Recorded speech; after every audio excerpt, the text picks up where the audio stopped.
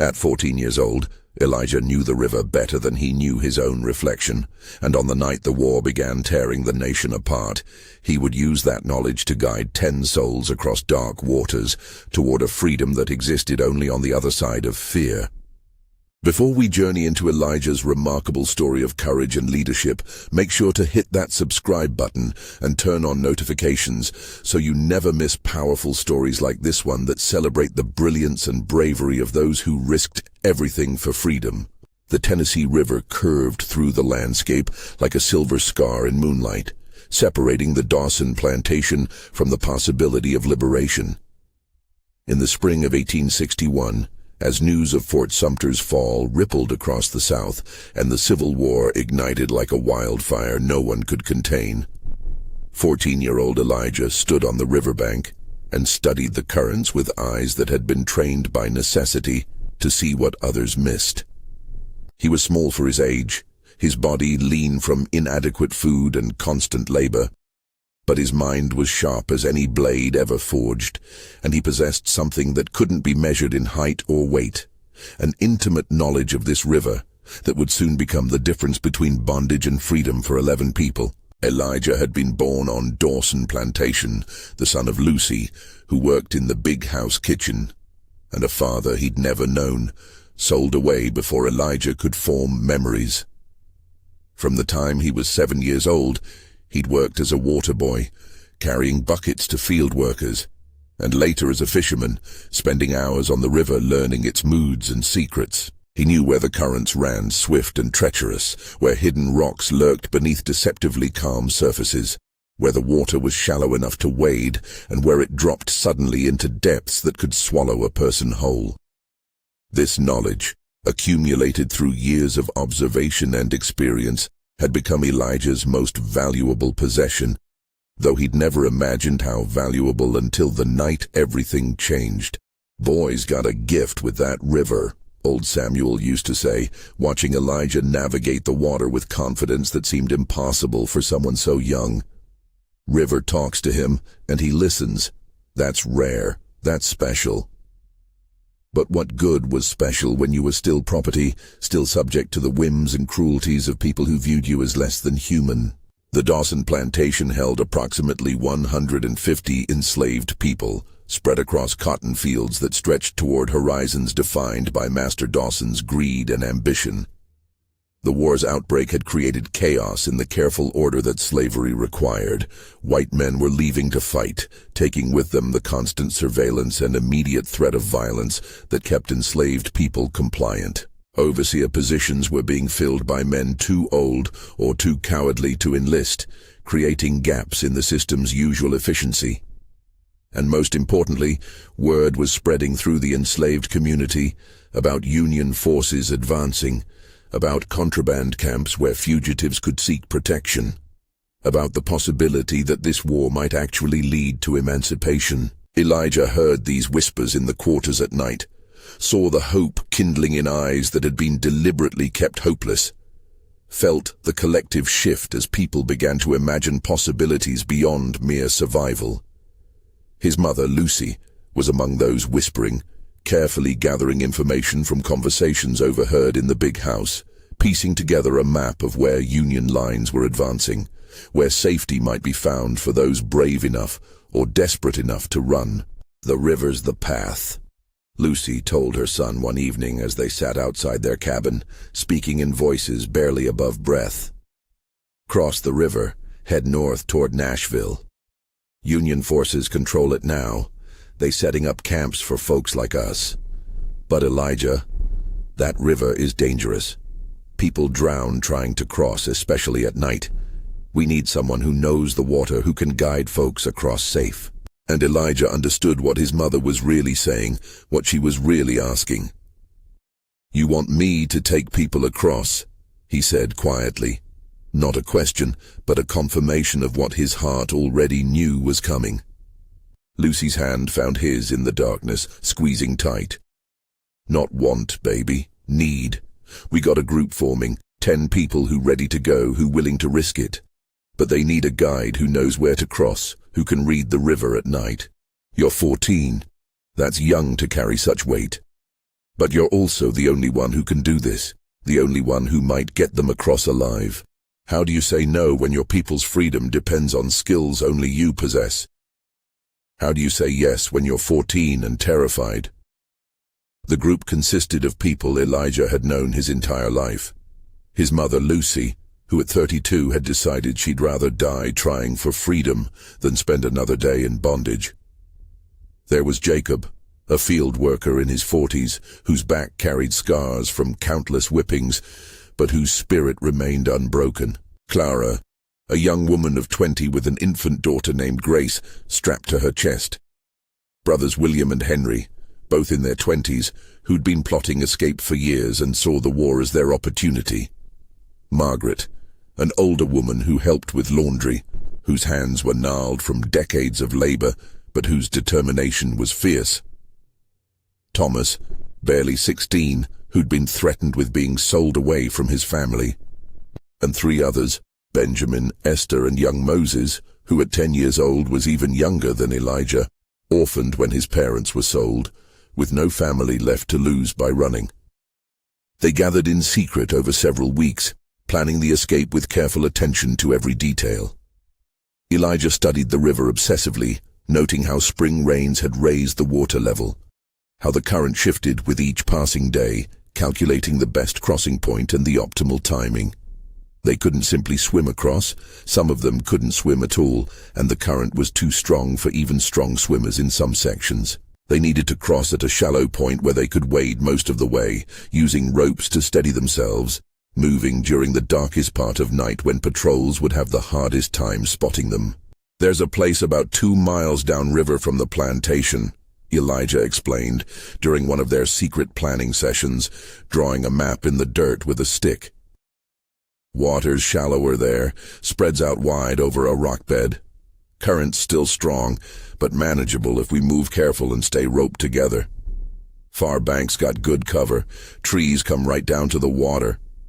From there, we head northeast toward Nashville, staying off main roads, moving at night. It's about 50 miles. Take us maybe a week if we're lucky, longer if we run into trouble." Jacob studied the dirt map, his weathered face grave.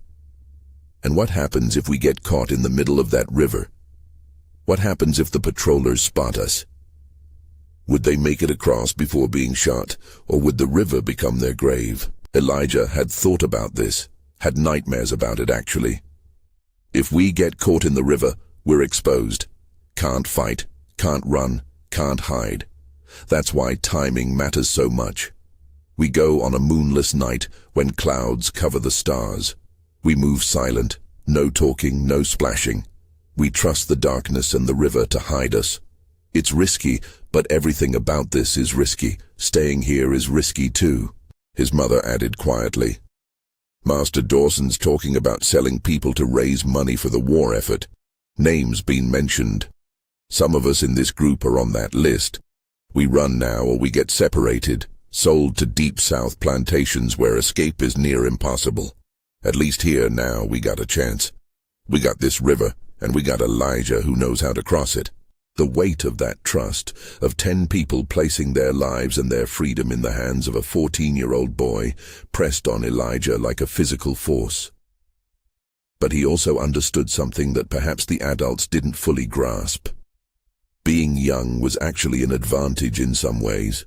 He was underestimated, overlooked, considered not threatening. Patrols paid less attention to a skinny boy than they would to grown men. His small size meant he could move quietly, could fit into hiding spaces others couldn't. And his youth meant he still had the flexibility of someone who hadn't yet learned to see obstacles as insurmountable. "I can do this," Elijah said, and he meant it, even though terror and determination warred equally in his chest.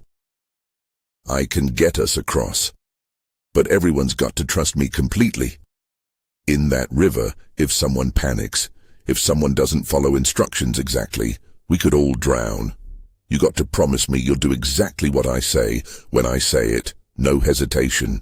They all agreed, these 10 people who were entrusting their lives to a boy who still looked like a child, but had been forced to develop the strategic thinking of an adult, through the brutal education that slavery provided. Over the next 2 weeks, they prepared in secret, stealing supplies bit by bit, rope from the barn, dried food that could be carried and wouldn't spoil, blankets, a knife that Jacob smuggled from the blacksmith shop. Elijah spent every moment he could at the river, not just observing but memorizing, internalizing the knowledge of currents and depths until he could visualize the crossing with his eyes closed. The night they chose was a Thursday in late May, when the moon would rise late and thick clouds promised additional darkness. Master Dawson had traveled to Memphis for a Confederate organizing meeting, taking his oldest son and the head overseer with him, leaving the plantation under the supervision of an elderly overseer named Crawford, who was known to drink himself unconscious most evenings. It was as close to ideal conditions as they were likely to get. Elijah lay awake in his cabin that night, listening to his mother's breathing beside him, feeling the weight of what was coming settle over his body like a heavy blanket. "Mama," he whispered into the darkness, "what if I mess up? What if someone drowns because I made a wrong choice?" Lucy turned to face him, her hand finding his cheek in the darkness. "Baby, you're carrying fear that ain't yours to carry alone. We all making this choice together. Every person in that group is choosing freedom over safety, risk over certainty. If something goes wrong, that's on all of us, not just you. But I believe in you, Elijah. I believe you got the knowledge and the courage to get us across that river. And more than that, I believe that our ancestors are watching over us, guiding us. You ain't alone in this." But alone or not, Elijah would be the one making split-second decisions in dark water with 10 lives hanging in the balance. They left the quarters at midnight, moving one by one in carefully spaced intervals so as not to attract attention by traveling as a group. The meeting point was a grove of cottonwood trees about half a mile from the plantation proper, close enough to reach quickly, but far enough that sounds wouldn't carry back to the quarters. Elijah arrived first, his heart hammering so hard he could feel it in his throat, and waited as the others materialized from the darkness, like ghosts claiming substance. Jacob with a bundle of supplies, Clara with baby Grace miraculously quiet against her chest, the brothers William and Henry moving with the careful silence of men who understood that noise meant death. When all 11 were gathered, Elijah did a quick count and inventory check. Everyone was present. They had rope, food, water containers, basic supplies. Most importantly, they had determination etched into every face, even young Moses's, even baby Grace, who seemed to understand that silence was survival. Elijah took a breath and began speaking in a whisper that nevertheless carried authority. "Stay close but not bunched up. Follow my path exactly. I know where the ground is solid and where there are roots that'll trip you. No talking unless it's an emergency. If you need to get my attention, tap the person in front of you and they'll pass it forward. When we reach the river, I'll show you where we're crossing and how we're doing it." Questions? There were none. Or rather, there were thousands. But this wasn't the time for them. This was the time for trust and action. They moved through the Tennessee darkness like a chain of shadows, Elijah leading, his feet finding the path he'd walked dozens of times in preparation. Behind him came his mother, then Jacob, then the others in an order they'd predetermined based on strength and swimming ability. The strongest swimmers were positioned to help the weakest if needed. Clara with baby Grace was in the middle, most protected. Young Moses was partnered with Thomas, who'd promised to help the younger boy if the crossing got difficult. The 2-mile walk to the crossing point took almost an hour because they moved so carefully, freezing at every unexpected sound, hearts stopping at the distant bark of a dog or the far-off sound of horses that might be patrollers. But the night was quiet, the plantation behind them still and unsuspecting. And when they finally reached the riverbank at the crossing point Elijah had chosen, the Tennessee River lay before them like a ribbon of liquid darkness, reflecting no light, giving no indication of the danger hidden in its depths. Elijah stood at the water's edge, and studied the river with eyes that had learned to read water the way others read books. The current was moving faster than he'd hoped. The recent rains had added strength to its flow, but it was still manageable. The crossing point was about 70 feet wide here. The water spreading out over the rock bed he'd known was there. They'd wade most of it, the water probably chest-deep at the deepest point, using the rope to stay connected and stable. "Listen carefully," Elijah whispered, gathering the group close. "We're going to rope ourselves together, about 6 feet apart. That's enough distance that we won't tangle, but close enough that if someone slips, the rope will catch them. I'll go first, testing each step. You follow exactly where I step. The current's strong. You'll feel it pushing against your legs, trying to sweep you downstream. Lean slightly into it. Don't fight it directly. If you feel yourself losing footing, drop to your knees. You'll be more stable lower to the ground. Most important, do not panic. If someone falls, the rope will hold them. We pull them back up. We keep moving. Understand?" Could they really do this? Could 11 people cross a dark river with a 14-year-old as their only guide? They began tying the rope around their waists, each knot checked and double-checked by Jacob, who'd worked with rope his entire life and knew how to make knots that would hold even under stress.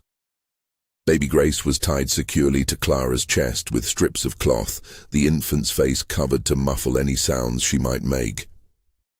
Moses looked terrified but determined, his small hand gripping Thomas's tightly. Margaret, the oldest at nearly 60, set her jaw with a fierceness that spoke of a lifetime of surviving impossible situations. When they were all secured, Elijah stepped into the water. The cold hit him immediately. Spring-fed and carrying the chill of mountain sources, the Tennessee River in late May was shockingly frigid. He felt the current immediately too, pushing against his legs with surprising force even in the shallows. He took another step, then another, testing each foot placement carefully, finding the solid rock beneath and avoiding the gaps where a foot could wedge or where the current ran through channels that would provide no purchase. Behind him, he felt the rope go taut as his mother followed, then heard the soft splash as Jacob entered the water, then the others in succession. They moved slowly, each step deliberate and careful. The water rose from Elijah's ankles to his knees to his thighs. The current pushed harder as they moved toward the center of the river, trying to sweep them downstream, but Elijah leaned into it as he'd instructed the others to do, using the force against him rather than fighting it. The water reached his waist, then his chest.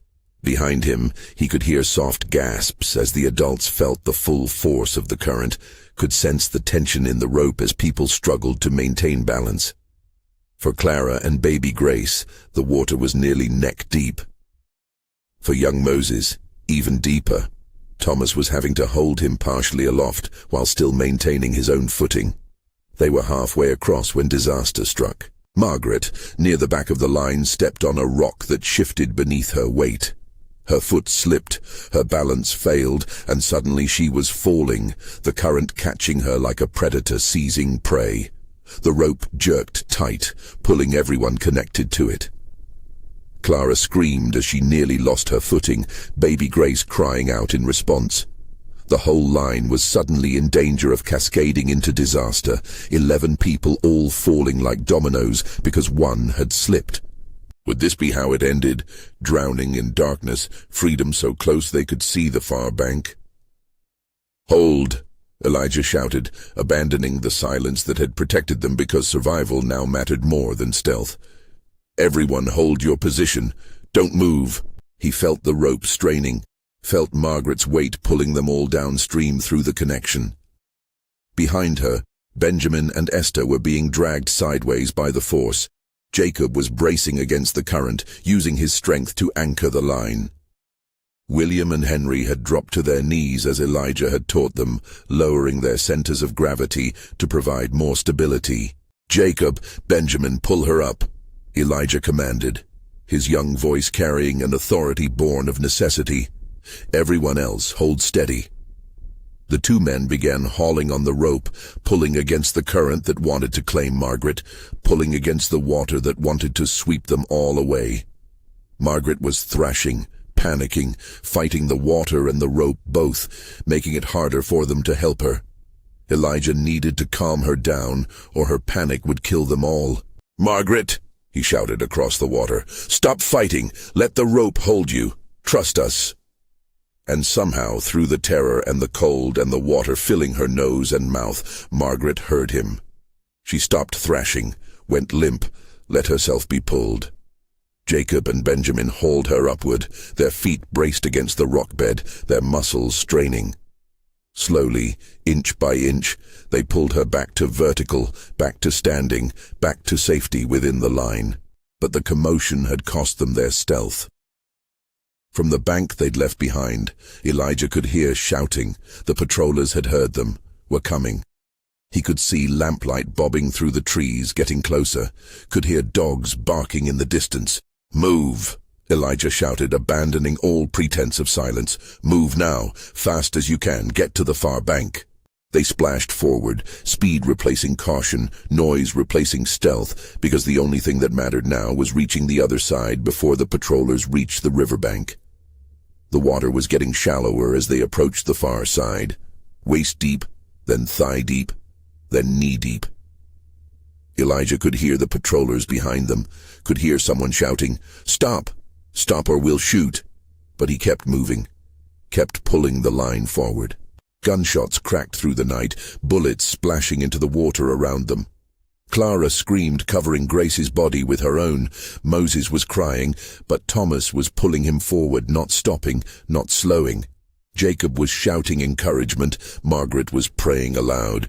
William and Henry were half dragging Esther, who'd twisted her ankle and was limping badly.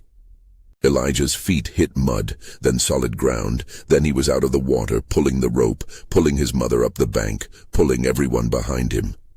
They scrambled up the far bank and into the tree cover, bullets still whistling through the darkness but losing accuracy with distance and darkness. The patrollers would have to cross the river to pursue them, and by the time they organized that, the group would be gone, disappeared into the Tennessee wilderness. They ran for what felt like hours, but was probably less than 30 minutes before Elijah finally called a halt in a thick grove of trees, far enough from the river that pursuit was unlikely, at least for the night. They collapsed onto the ground, soaking wet, exhausted, terrified, exhilarated. They'd done it. 11 people had crossed the Tennessee River in darkness, with a 14-year-old boy as their guide, and despite the slip, despite the gunfire, despite everything, they'd all made it across alive. "Everyone okay?" Elijah asked, moving from person to person, checking for injuries. Margaret had swallowed a lot of water, but was breathing steadily. Esther's ankle was sprained but not broken. Baby Grace was crying but unhurt. Everyone else was bruised, terrified but intact. They'd crossed the river, but they were far from safe. 50 miles still separated them from Union lines and freedom. They traveled for 6 days through Tennessee wilderness, moving at night and hiding during the day, living on the dried food they'd brought and water from streams. Elijah continued to serve as their guide and leader, using the North Star to navigate, using knowledge he'd gleaned from whispered conversations about which roads to avoid and which farms were known to help fugitives. His youth became an asset. Twice they encountered white travelers on the road, and Elijah's quick thinking provided cover stories that explained why a group of black people was traveling. They were moving between plantations at their master's orders. They were going to help with a neighboring farm's harvest. They were running an errand for Master Dawson, who everyone in the region knew. The lies came easily because the alternative was capture and death. And each time they passed through these dangerous encounters, each time Elijah's quick thinking saved them, the group's trust in his leadership deepened. He was 14 years old, but he was also proving himself as capable and strategic as any adult. Maybe more so because his mind hadn't yet been trained to see certain possibilities as impossible. On the 5th night, they encountered another group of fugitives, 7 people who'd escaped from a plantation near Chattanooga and were also heading for Union lines. The groups merged, and suddenly Elijah found himself leading not 11 but 18 people, the responsibility multiplying even as the safety of numbers increased. The other group had supplies to share, knowledge of the terrain ahead, and 2 strong men who could help with security and foraging for food. "You're young to be leading such a group," said Daniel, one of the men from the Chattanooga group, studying Elijah with a mixture of respect and curiosity. "How'd you end up in charge?" Elijah shrugged, feeling both proud and uncomfortable with the attention. "I knew the river, knew how to cross it. That was the hardest part. Everything else is just putting one foot in front of the other and trusting that freedom's worth the journey." But was it worth the journey when every step might be your last? When every sound might be slave catchers closing in? On the 7th day, as dawn was breaking and they were searching for a place to hide for the coming daylight hours, they heard something that made everyone freeze. Music. Specifically, they heard the sound of Battle Hymn of the Republic being sung by multiple male voices in the distance. Union soldiers. They'd reached the outer pickets of Nashville's Union-controlled territory. Elijah led the group carefully forward, moving slowly with hands visible, approaching the Union encampment with caution because they'd all heard stories of fugitives being shot by nervous sentries who couldn't distinguish friend from foe in uncertain light. When they were close enough to be seen, Elijah called out, "We're contraband, escaped from Confederate plantations, don't shoot." The term contraband was what Union forces were using to describe enslaved people who escaped to Union lines, not technically freed since the Emancipation Proclamation was still more than a year away, but also not returned to bondage, instead held as contraband of war, seized from the Confederacy.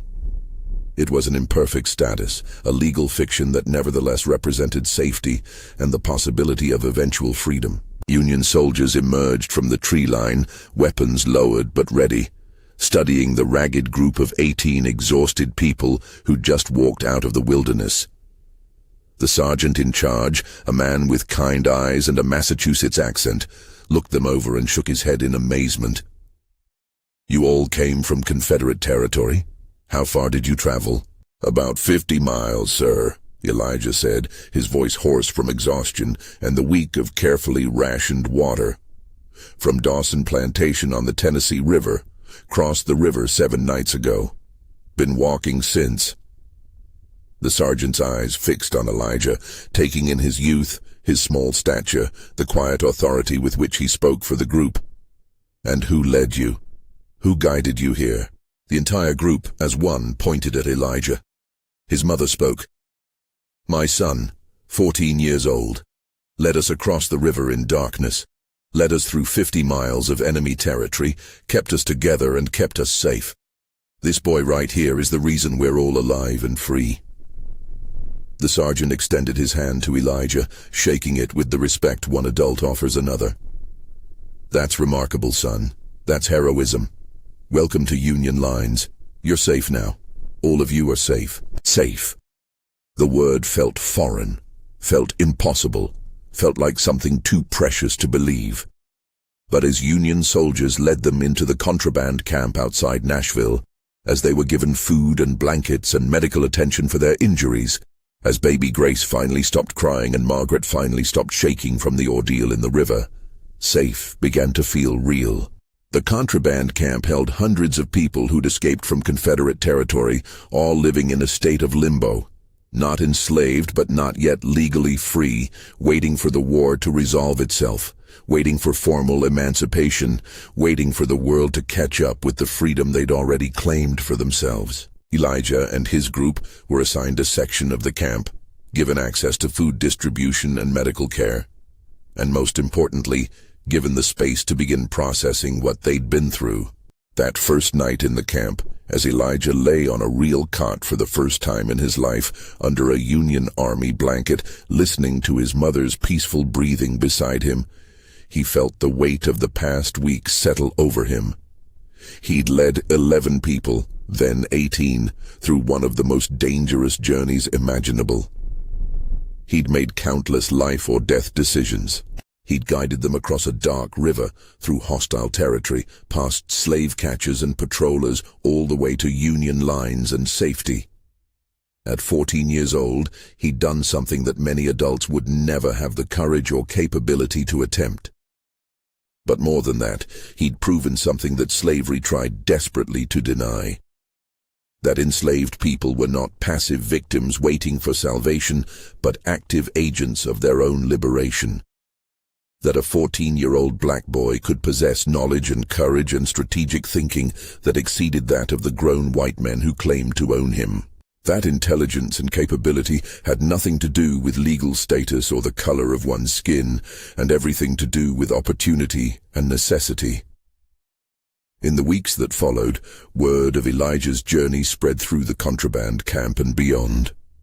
Union officers came to interview him, wanting to understand the routes he'd taken, the methods he'd used, the knowledge of the river and terrain that had enabled his success. Elijah's story was written down, recorded in official reports, used to help other fugitives planning similar escapes. He became, in a sense, a guide even for those he never personally led, his knowledge and experience benefiting hundreds who came after. And when the Emancipation Proclamation was finally issued on January 1st, 1863, transforming the status of all enslaved people in Confederate territory from contraband to legally free human beings, Elijah was there in the camp outside Nashville, now 16 years old, standing with the mother and the 9 others he'd led across the river that night in May 1861. They celebrated together, tears streaming down faces, hands clasped in prayer and gratitude, acknowledging that freedom was not something given by proclamation, but something they'd seized for themselves with courage and intelligence and mutual support. Elijah never returned to Tennessee after the war. He settled in Ohio, where he worked various jobs while attending school, making up for the education slavery had denied him. He learned to read and write, studied mathematics and geography, absorbed knowledge with the hunger of someone who'd been starved of it. By the time he was 20, he was working as a teacher in a school for formerly enslaved children, passing on not just academic knowledge, but the lessons he'd learned about courage and strategic thinking and self-determination. He married at 23, had 5 children of his own, and lived to see the turn of the century, dying in 1909 at the age of 62. But before he died, he made sure his story was recorded, made sure his children and grandchildren understood what he'd done and why it mattered. He told them about the night he led 10 people, which became 18, across a dark river toward freedom, about the terror and the determination, about the moment when he had to shout commands to adults twice his age, because he was the one with the knowledge they needed to survive. I was 14 years old, he would tell his grandchildren, and I was terrified every single moment. But I was also determined, because I understood something that slavery tried to hide from us, that we were brilliant, capable, strategic people who could accomplish extraordinary things if we just had the opportunity. That river crossing wasn't about me being special or heroic. It was about me having knowledge of the river, knowledge of currents and depths, and using that knowledge to serve my people. Every enslaved person had knowledge of something, skills in something, capabilities that slavery tried to suppress or exploit, but could never fully destroy. His son would ask, "But weren't you scared, Papa, leading all those people?" And Elijah would answer honestly, terrified, absolutely terrified. But fear and courage aren't opposites. Courage is what happens when you act despite fear, when you do what needs to be done even though you're scared. Every person in that group was scared, but we all chose freedom over fear, chose the risk of dying free over the certainty of living enslaved. That's not just my courage, that's our collective courage, the courage of a community that decided enough was enough.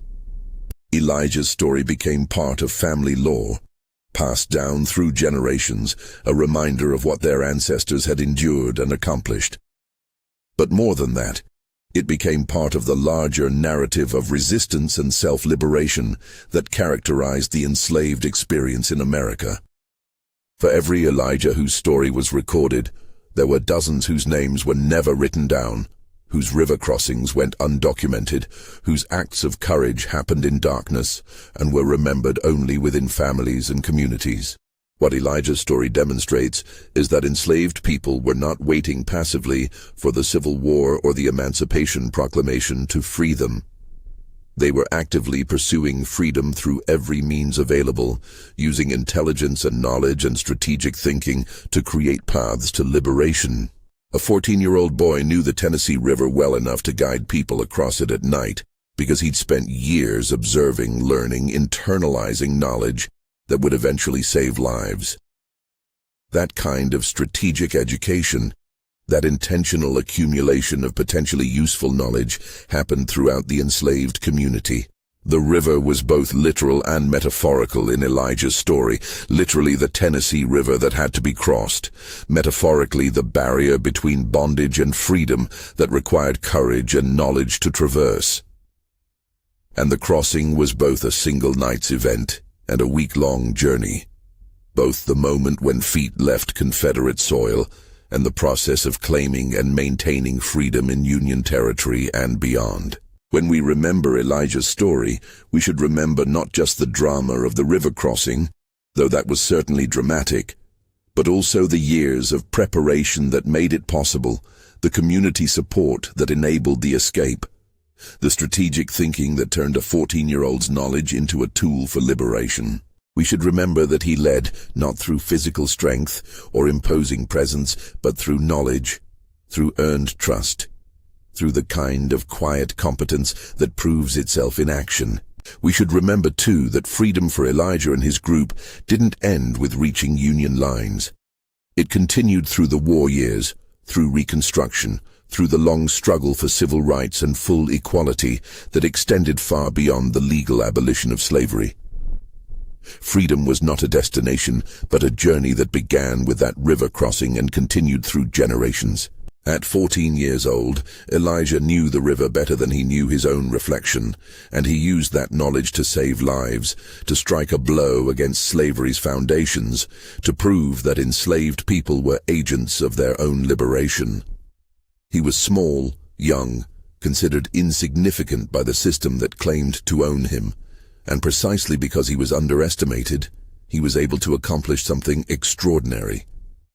His legacy lives in every person who uses knowledge as a tool for liberation, in every young person who discovers they're capable of more than the world expects, in every community that supports and enables the courage of individuals pursuing freedom.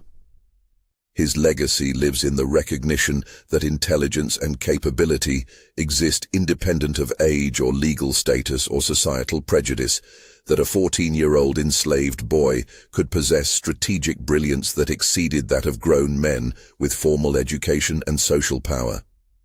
Elijah led 10 through the river to freedom, and in doing so, he led all of us toward a better understanding of what enslaved people were capable of, what they accomplished despite impossible odds, how they used every skill and every scrap of knowledge to pursue the liberation that was their right as human beings. The river was dark and dangerous, the current was strong, the patrollers were coming with guns and dogs. But Elijah knew the water, trusted his knowledge, trusted his community to trust him, and led them safely across. That crossing, that night in May 1861, was one small moment in the vast tragedy of American slavery. But it was also a moment of profound triumph, a demonstration of human courage and capability that echoes through time. 11 people stepped into dark water trusting a boy to guide them. 18 people emerged on the far bank, alive and moving toward freedom. That trust was rewarded, that courage was vindicated, that knowledge saved lives. And the river, the Tennessee River that had been both barrier and path, continued flowing through the landscape, carrying its secrets and its stories, bearing witness to the courage of those who crossed it seeking freedom, remembering in its currents and depths the night when a 14-year-old boy led his people through darkness toward light, through bondage toward liberation, through death's possibility toward life's promise. Elijah knew the river. And in knowing it, in using that knowledge to serve his community's desperate need for freedom, he became part of something larger than himself, the great river of resistance and self-liberation that flowed through the entire history of slavery. carrying millions from bondage toward freedom, from dehumanization toward dignity, from property status toward full humanity. The slave boy who led 10 through the river to freedom was never truly a slave. He was always a human being, brilliant and capable and courageous, temporarily held in bondage but never defined by it, always moving toward the freedom that was his birthright. And in crossing that river, he didn't just lead 10 people to safety. He led all of us toward a better understanding of what freedom means, what courage looks like, what human dignity demands even in the face of systems designed to destroy it. The river flows still, and Elijah's courage flows with it, eternal and inspiring, a reminder that knowledge is power, that youth is not weakness, that community support enables individual action, that freedom is always worth pursuing regardless of the obstacles, and that the human spirit, when given even the smallest opportunity, will always reach toward liberation.